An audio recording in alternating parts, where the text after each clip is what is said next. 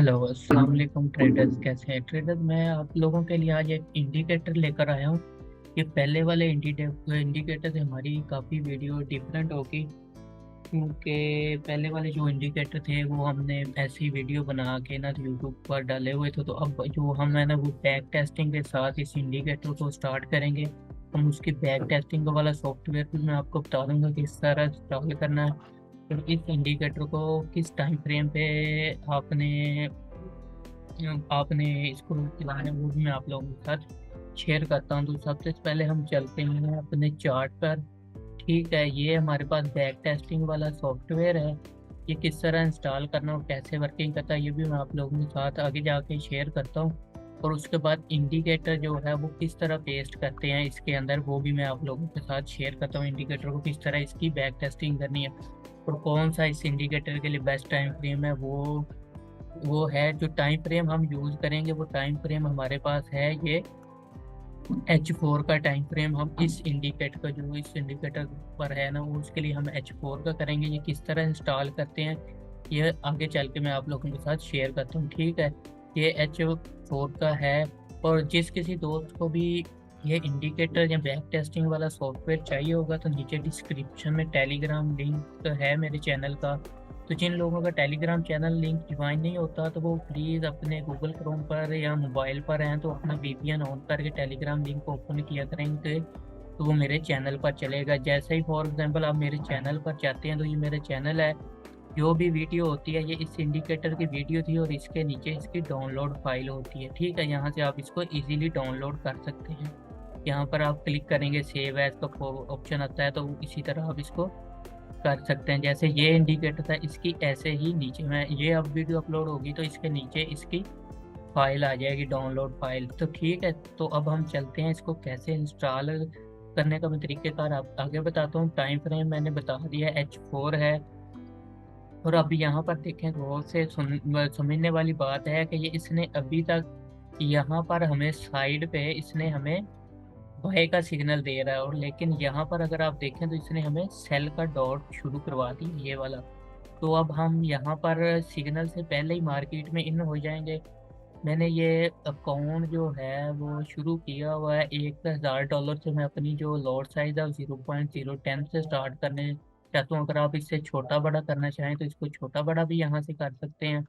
और उसके बाद अगर आप इसके चार्ट पर जाएं तो वो कैसे ओपन करते हैं वो भी मैं आप लोगों के आगे साथ आपसे शेयर कर देता हूँ। उसके बाद ब्रेक इवन वगैरह ट्रेड को कैसे करते हैं वो भी मैंने यहाँ पर इसकी सेटिंग की हुई है। तो आप ये सेम सेटिंग भी रख सकते हैं यहाँ पर ब्रेक इवन वाली। अगर आप अकाउंट देखें तो ये यहाँ पर मेरा $1000 का कोई ट्रेड नहीं की हुई तो हम ट्रेड करते हैं। अब यहाँ पर सेल का सिग्नल हमें इस इंडिकेटर ने दिया है तो हम यहाँ पर मैंने मैनुअल इसको सेट किया और तो SL हमारा जाएगा यहाँ पर।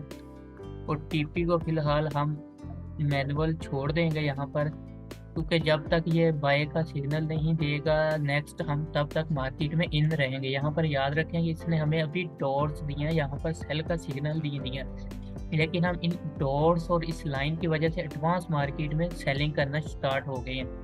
तो अब हम यहाँ पर आप इसकी स्पीड भी बढ़ा सकते हैं ये बैक टेस्टिंग सॉफ्टवेयर की, लेकिन मैं यहाँ से इसको चलाऊंगा नहीं, लेकिन मैं यहाँ से इसकी नेक्स्ट बार पे जाऊँगा। यहाँ पर मैं इसके नेक्स्ट बार पे जाऊँगा तो यहाँ पर देखें इसने हमें सेल का सिग्नल दे दिया। सेल का सिग्नल इसने एक कैंडल बाद दिया और जो ये वाले डॉट और लाइन थी ये हमें एक कैंडल पहले ही मिल चुकी थी, तो इसलिए मैं एक कैंडल पहले ही मार्केट में इन हो गया था। ठीक है, तो अब नेक्स्ट कैंडल पे करते हैं, नेक्स्ट कैंडल पे करते हैं। ठीक है, नेक्स्ट ये देखिए नेक्स्ट है मैंने ऑटो लगाया हुआ है इसको ऑटो ब्रेक इवन पे। जब मार्केट चलेगी तो मेरा ये ऑटो ब्रेक इवन कर देगा। तो यहाँ पर अगर आप चाहें पेंडिंग पे या अकाउंट या अपनी हिस्ट्री आप अगर इसकी निकालना चाहते हैं तो यहाँ पर जाएँ ट्रेड पे ये देखो 0.010 की हमारी चल रही है। अभी तक हमें $197 हमें मिल चुके हैं। ठीक है, ये ऑटो ब्रेक इवन मैंने किया। अब इसको अब हम ख़त्म करते हैं। जब तक ये नीचे से हमें बाय का सिग्नल नहीं देगा मैं तब तक मार्केट में इन रहूँगा। आप अपना 1 to 1 या 1 to 3 भी लेकर मार्केट से आउट हो सकते हैं। ठीक है, जल्दी जल्दी हम वीडियो को अब ख़त्म करते हैं। मेरा वो ब्रेक इवन ऊपर पड़ा हुआ, नीचे मेरा TP पड़ा हुआ, जो जब तक ये देखिए ये TP जो भी था वो हमारा हिट हो गया, लेकिन अभी तक मार्केट में हमें बाय का सिग्नल नहीं दी। ठीक है, यहाँ पर अगर आप देखें तो हमारा तकरीबन कितना हमें एक ट्रेड ने प्रॉफिट दिया जो हमने मैनुअल सेट किया हुआ था। तो आप हिस्ट्री में जाएं, यहाँ पर देखिए हमें जो पिप्स मिले हैं वो इतने पिप्स मिले हैं, ठीक है। यहाँ पर अगर आप चाहें तो पिप्स इसका हटा दें, एसएल एंड पिप्स पे खत्म कर दें, तो आपको जो मिले हैं $152 या जो जितने बनते हैं वो यहाँ पर मिले। अब हम नेक्स्ट सिग्नल को कैप्चर करते हैं। तो यहाँ पर अभी तक सेल का सिग्नल चल रहा है, बाई का सिग्नल नहीं मिला अभी तक। ये देखें कितना कंटिन्यू जा रहा है सेल का सिग्नल, ठीक है। यहाँ पर भी अभी तक सेल का सिग्नल ही वही एक्टिव है जो उसने एक सिग्नल दिया था, ठीक है। यहाँ पर अगर हम देखें तो बाय का सिग्नल अभी पर तक हमारे पास नहीं आया, बाय की एडवांस कंफर्मेशन नहीं आई हमारे पास। यहाँ पर भी नहीं, यहाँ पर भी नहीं, अभी तक बाय की कंफर्मेशन नहीं है हमारे पास, अभी तक नहीं है, अभी तक नहीं है, अभी तक नहीं है, अभी तक।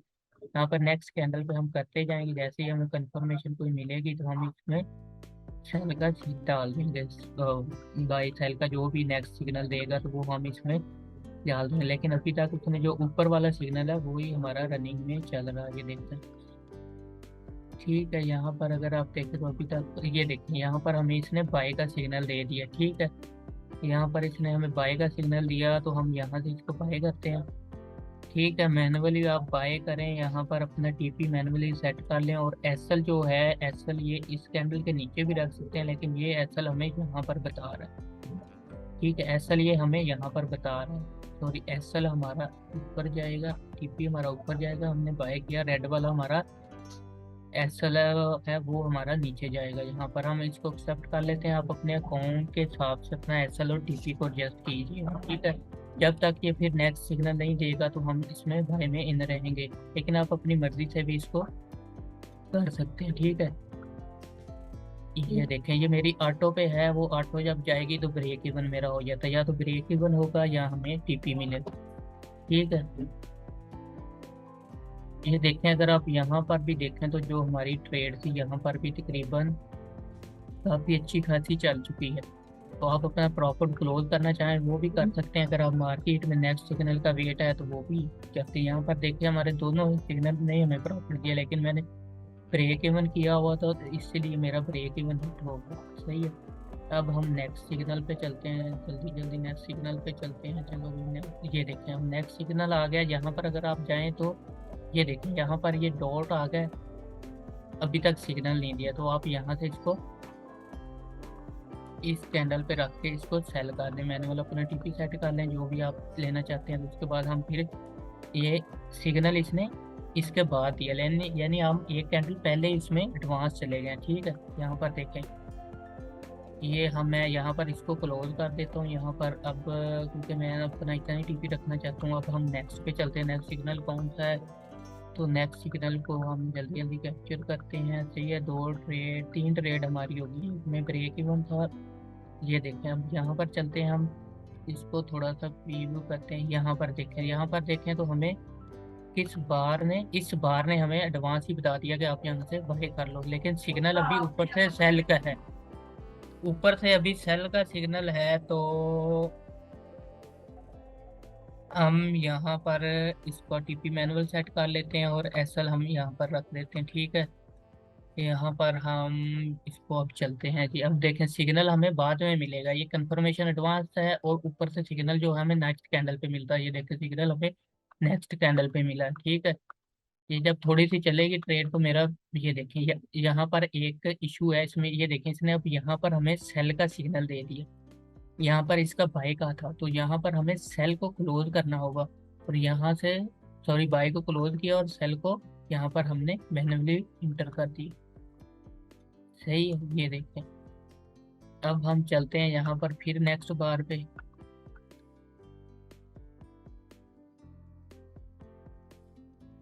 जब तक अब नेक्स्ट सिग्नल नहीं आएगा तो आप यहाँ पर इसको ब्रेक इवन भी कर सकते हैं, या एसएल या टीपी का वेट अपने हिसाब से लगा भी सकते हैं। अब चलो भाई नेक्स्ट चलते हैं। नेक्स्ट ये देखें, अब यहाँ पर फिर वही इशू हुआ, इसने हमें यहाँ पर अगर आप देखें तो इसने हमें एडवांस कंफर्मेशन दे दी, तो हमें यहाँ पर ये ट्रेड भी क्लोज करनी पड़ेगी और यहाँ से हमें बाय की ट्रेड एक्टिव करनी पड़ेगी। इसमें बाय जो है आप मैनुअली सेट कर लें और एसएल यहाँ पर रख दें, सही है। तो अब ये देखें, सही है, ये वहाँ पर गया मार्केट, मेरा नीचे से जो यहाँ पर था, मैंने ब्रेक इवन ऑटो कर दी थी उसने। फिर यहाँ पर देखें तो ये मेरा मैनुअल जो था, मार्केट ने ऑटो जो मैंने किया वो ब्रेक इवन कर देती है, ठीक है। और ऊपर से देखें तो हमें इसने सेल की कंफर्मेशन दे दिया, तो लिहाजा हमें यहाँ पर सेल क्लोज करनी पड़ेगी और बाई क्लोज करनी पड़ेगी, और हमें सेल एक्टिव करना पड़ेगी यहाँ पर।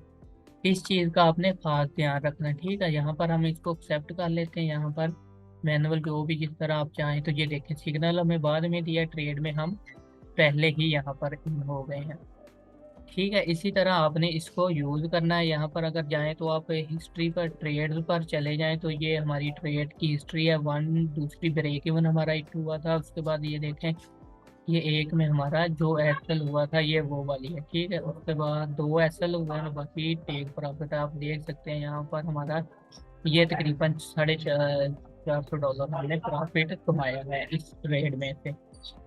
तो अब इसको इंस्टॉल किस तरह करना है मैं वो भी आप लोगों को बता देता हूँ, ठीक है। इंस्टॉल करने का तरीक़ेकार क्या है कि ये हमारे पास ये वाला एक फार्मूला है, ये वाला इंडिकेटर है। MQL4 में जाना है, अपने इंडिकेटर है और यहाँ पर इसको कॉपी करना। कॉपी करने के बाद आपने आ जाना अपने मेटा ट्रेडर 4 पर। मेटा ट्रेडर 4 पर आने के बाद ओपन डाटा फोल्डर में आना है।